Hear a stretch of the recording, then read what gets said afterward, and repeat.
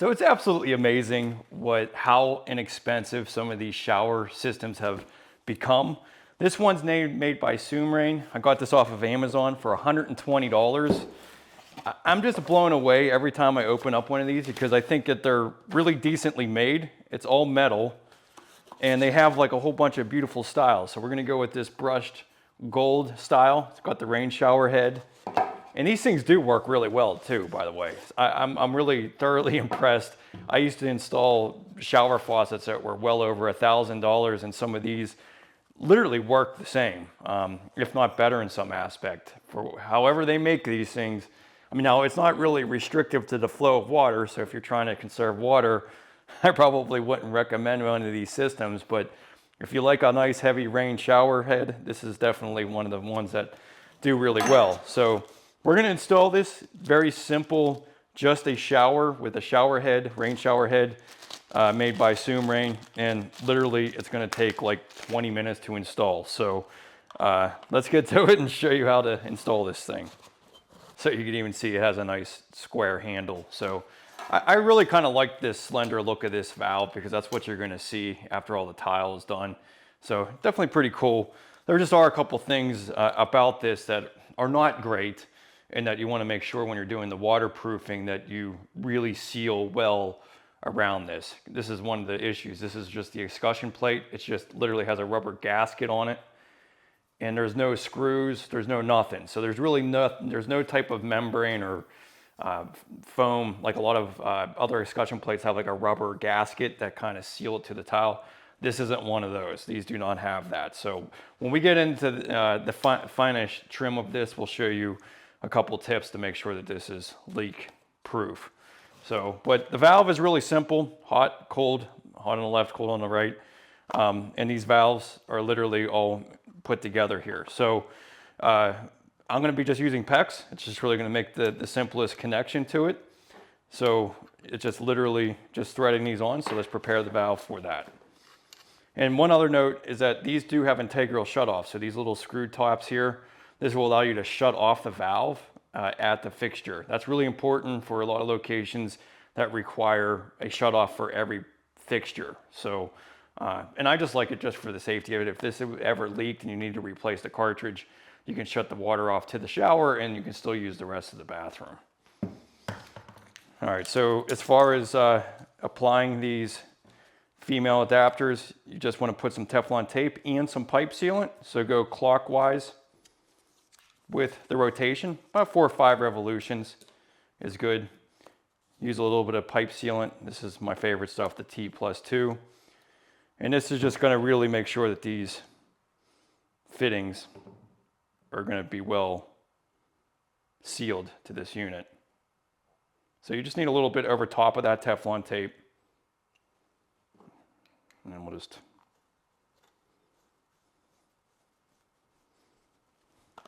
connect the fittings.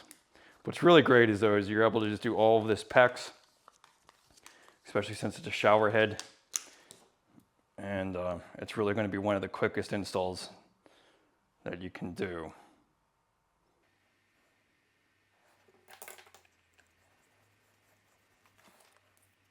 Again, just go clockwise with the tape because you want to have it thread with the fitting. You don't want it to thread apart. So like 4 to 5 revolutions.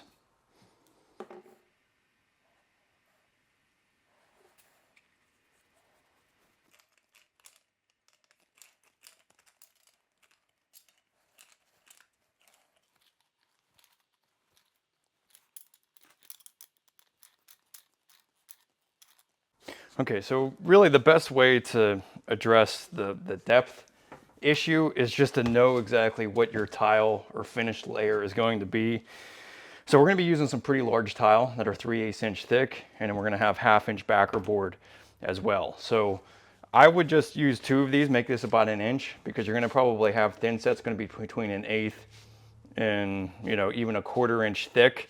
So everything's going to vary depending on how much thin set you put behind your tile. But if you use about 1 inch, 1 1/8 as your reference point, that works out pretty well. So I just have 2 pieces of this board, and just make sure you have your escutcheon plate on your valve. Like I said, this is just literally sliding onto this square back handle of the valve and just take a look at what you need to set this at. So that's probably the way I would want it to look, because I want to have a little bit of that accession square part to be coming out. So essentially, this part right here is going to be flush with my wall. So if my tile and my backer board is about 1 inch, we're essentially just going to have this port where my plumbing attaches to right even with the joist. So that is about the maximum I can bring it up, because you couldn't bring it out any further or you wouldn't be able to connect your piping. So I would say this is, you know, you're better off to be further out than too far in, just with the way that this valve is designed, because you only have 3/4 of an inch of room here. So we're going to set this 1.5 inches, like our blocking 1.5 inches behind here, and that should give us plenty of depth room to be able to attach things. All right, so we're going to go a little bit on the lower end on this particular situation. We're going to go 38 inches to the center of our valve. You can really kind of put these anywhere that is really kind of comfortable to you, in a sense, but we're going to use this as a blocker. This is going to be 1.5 inches behind my wall here. So we're going to use that as a reference point for where we need the blocking.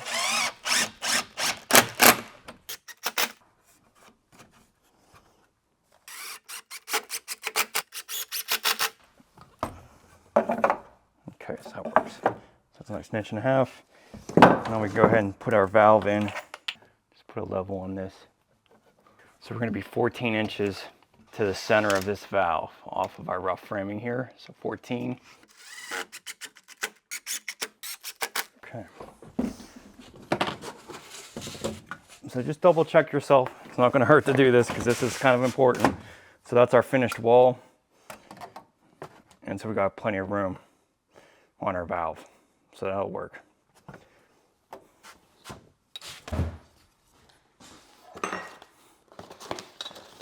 Okay, so now we're just going to connect the PEX. We're going to use my Pro Crimp rings. These are my favorite kind because they have these little red tabs on here. And what they do is allow the right amount of PEX to be set on your valve. So when you press this all the way up against there, it's leaving that little bit of 1/16 inch reveal that you need. This is the proper depth that you need it. So these little caps, I mean, just a simple little idea, but it really helps it hold in place.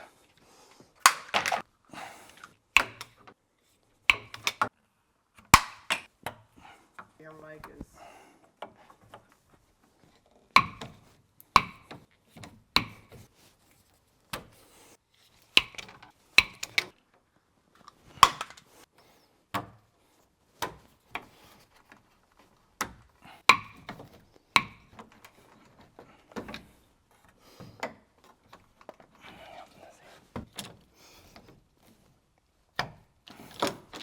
You want to make sure you use your no-go gauge here. Go over all of your fittings. If it doesn't fit on the go gauge, then it's not crimped properly. But that's all you got to do, is just double check yourself. Pretty simple. Just put a female adapter here. Okay, so I'd say on this, you pretty much want to go between 81 or 80 and 82 inches. So we're going to go right here in the middle. Now you have to pay attention to what kind of adapter that you have for this. In this particular situation, it's just a standard shower elbow. So we can be basically inside just as long as it's basically not sticking outside of your framing. You should be okay. So we'll just make this about 1 inch, or just even with the edge of my drop ear elbow.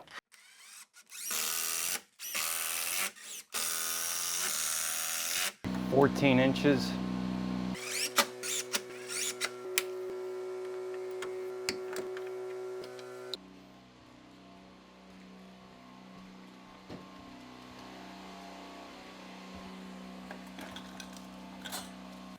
Little homemade plug here. This helps test everything, make sure there's no leaks.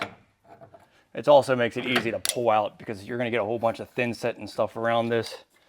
So it's kind of nice being able to use that and pull it out on the final inspection here.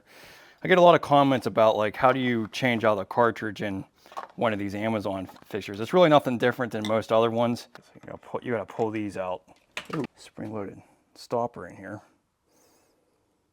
Don't want to lose that. No. Oh yeah, that is a spring. So just a little rubber stopper. Nothing different than most other valves, but we gotta take these out in order to change out the valve if you wanted to change out the valve. You can just unthread your valve, and then this is your cartridge. So this is what would need to be replaced if something went bad. So it's very simple, nothing different than any normal valve.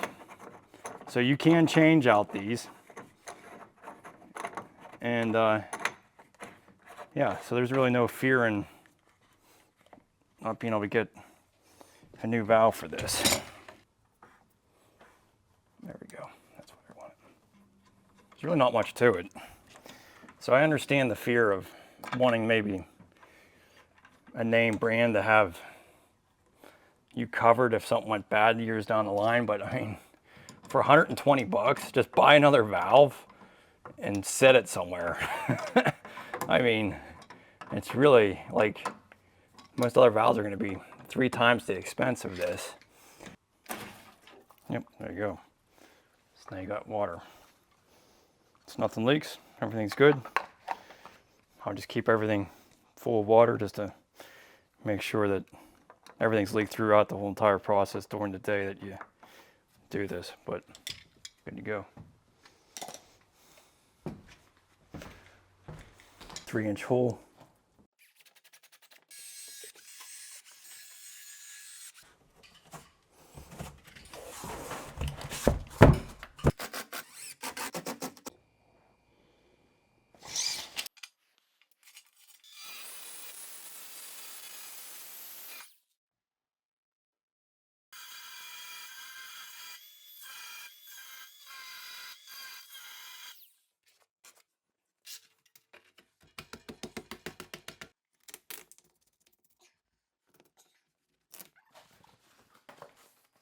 All right, so now time to put the jewelry of the shower in. We'll go ahead and put our shower head in first.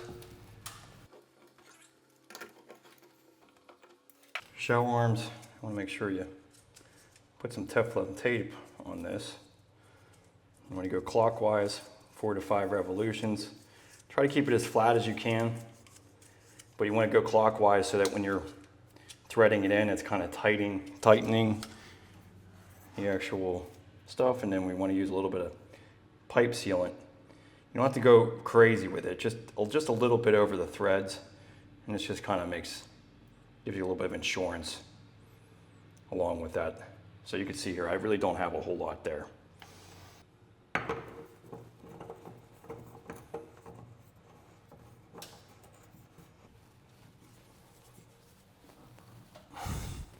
All right, so when you bought this portion here, then you can just take a screwdriver. And get that into position.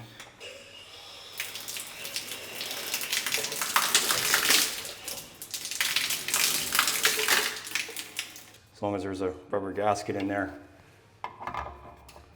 you just thread it on. I mean, really, it only has to be hand tight. It just has to not leak. Nice. Very nice flow. Yeah.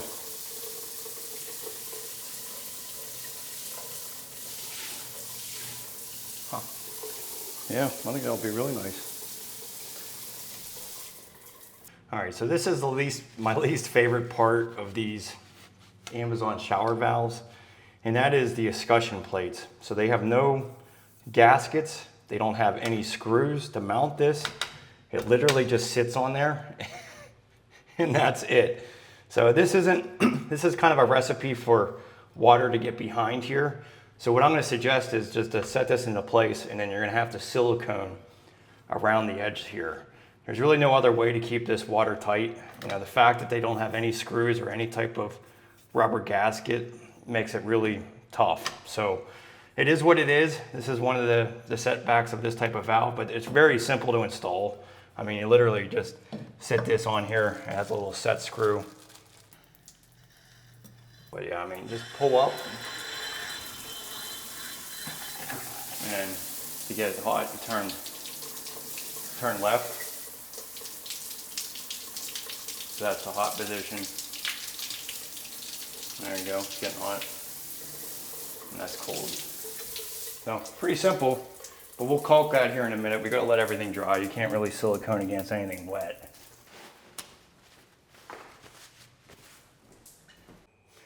Okay, so since this is gonna be a very highly visible aspect, I'd recommend getting a very good silicone. So this water clear stuff from CRL is mainly made for shower doors, but it's really like exactly that, super water clear.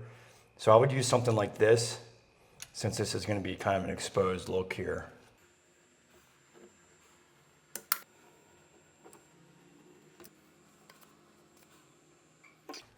Problem solved. Not the end of the world, but that'll make sure that the water doesn't get behind there.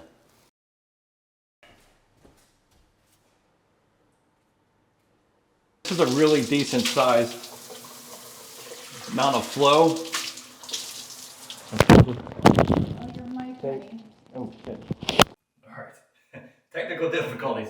Don't wear the mic in a shower. Alright, so like I was mentioning, this is like an 8-inch rain shower head. Pretty standard size, but it has a real decent flow. Yeah, so let's see if there's any water.